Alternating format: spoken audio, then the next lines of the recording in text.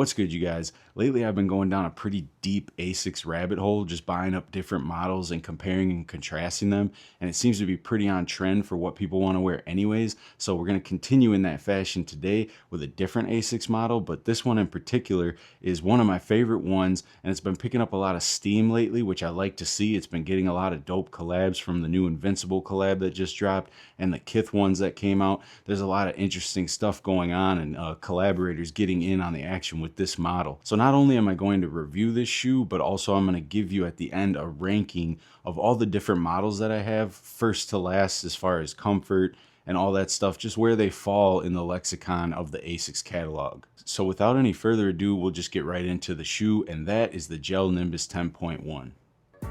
Now this shoe originally came out in 2008 and it was like a remix to the Nimbus 10, and it did get some popularity even back then with like marathon runners and things like that. But since its re-release in 2024, they've actually updated the technology on this shoe. So this isn't a one-to-one just retro of the old shoe. There's some new tech in there that makes these even more comfortable than they originally would have been. While it still keeps its retro aesthetic from the original on the upper, there's a few things that they beefed this shoe up with, and the main one being adding the Gel Cano 14 outsole midsole combo to this. If you're wondering if this is the same midsole and outsole as the Gel Cano 14, I can verify for you that it is in fact exactly the same. So that, along with the dual EVA foam that comes in this midsole, beefs it up to a more modern standard. I was looking to buy a Gel Cano 14, and I assumed because this is the exact same midsole and outsole that the sizing would be identical. But then when I went online, some of the videos I saw were kind of inconsistent, saying, you know, half size up maybe and then true to size maybe. So I went down to a local shop around here and I tried on both a size 12 and 13 in the Gel Cano 14 just to verify,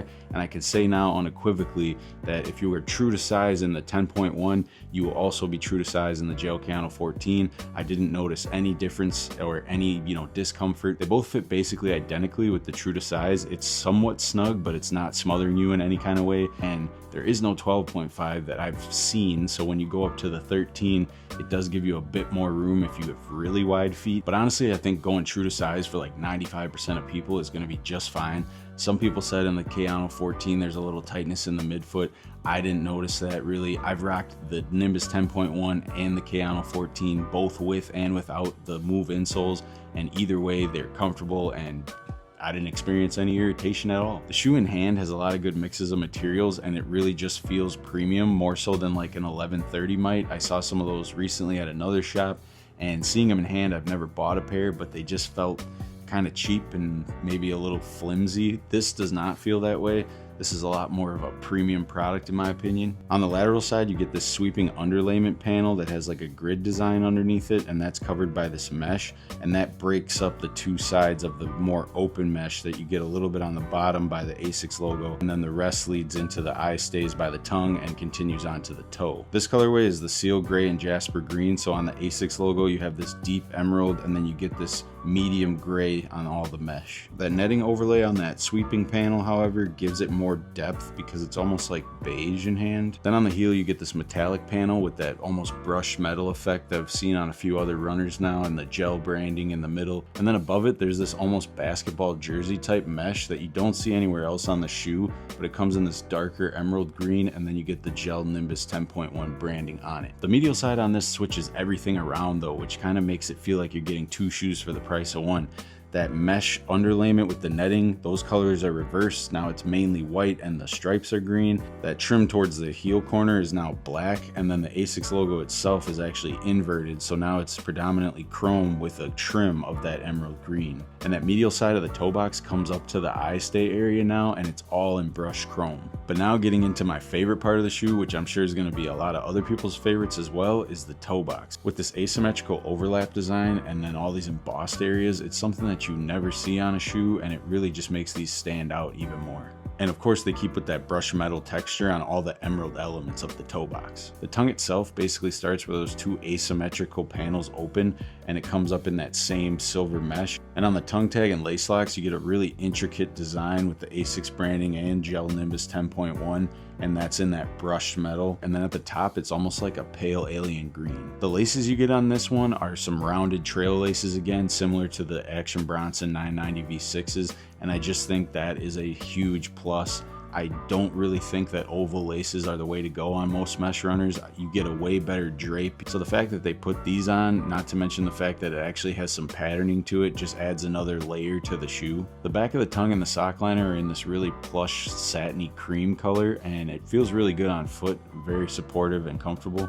And the insole is just in that same matching cream color with the black Asics logo, so nothing really crazy there. The midsole on these is completely cream, and then you get those black gel pods that just play into the other black elements on the upper. And the midfoot shank comes in a translucent chrome that can look a little differently depending on how the light's hitting it, and then you have some black hits on the outsole. And the design of this midsole and outsole is identical to the Gel Nimbus 14. Now if you don't have this model, you might be looking at that asymmetrical toe box and thinking, how is that going to feel on foot? But honestly, the inside of this is so plush, you really don't feel any of the panels whatsoever. It's a really nice ride overall. And on foot, these things are super comfortable, and I think they look really good. Pants, shorts, whatever you're feeling, whatever you want to rock, these things are super versatile. Whatever you want to throw on with this, colorway permitting, there's really not any limits to what you can do with this shoe. And the aesthetic of it, I think, is just so detailed and unique. If you don't have a pair of these, I highly recommend that you pick these up, because once you have them in hand, you're really going to appreciate all the stuff that I'm talking about. Now, getting into ranking these for comfort and fit wise with all the different Asics models I would have to say that the top winner is still the Gel Venture 6 Shield. That's going to take my top place. And secondly would have to be the Gel Nimbus 10.1, but then that's basically tied with the GT 2160. I think both of these are equal in comfort. I don't think one necessarily outweighs the other. It's just more about aesthetics. For me, the Gel Nimbus 10.1 just looks way cooler aesthetically, so for that reason, I would probably put this second and these third. The Gel NYC would have to come in a close fourth, because this one's just a little bit better. I mentioned in my hidden video how this can kind of have a little bit of paneling touching your feet in a way you might not like. So for that reason, and then also aesthetics again, I'm gonna put this at 4. Now 5th place would have to be the Gel Quantum Kinetic as far as comfort. It is very comfortable, but like I mentioned in my review on this, that midfoot shank does make it feel a little bit odd in the midfoot. So only for that reason, it kind of detracts and has to go 5th. And sadly to say, in last place of all the different models I have is the Gel Nimbus 20. I just reviewed these, you can check that out, but that toe box defect I talked about where this panel is hitting on your big toe knuckle, I wore these around a bunch more and it's still pretty bothersome. It doesn't really show any signs of breaking in yet, so for that reason I would have to put it at the bottom of the list.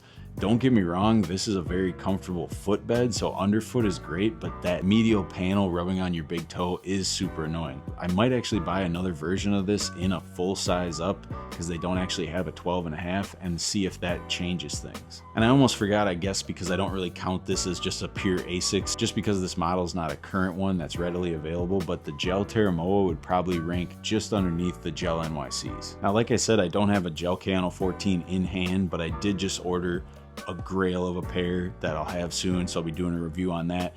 But as far as ranking, these would probably tie out because it's the exact same setup. And just to clarify on sizing, with all of those shoes, I did go true to size. I am a size 12, I have wide and flat feet, and none of them really caused any issue where I would say you need to half size up, except for the Gel Nimbus 20 because of that issue on the medial side of the toe box that I talked about. So if you're in a lower size and you can half size up, I would recommend doing that for sure. In case anybody's worried because I left out the box, that's just because there's not a lot to talk about. It's super standard, so nothing crazy to report on this. And lastly, on the note of the Invincible collab that dropped and is dropping in those two options, the green and the blue, that shoe looks insanely fire. But what are you guys' opinions on the deconstructed shoes? Like, I don't really mess with it. I'd rather just have a completed shoe. Like, if I bought those Invincibles, to be honest, I would cut all those extra hanging strings, and I would probably snip some of those hanging panels down to where they actually should be. For example, on the 1906 Rs, this one, if that was just a regular 1906, I would be copping that for sure.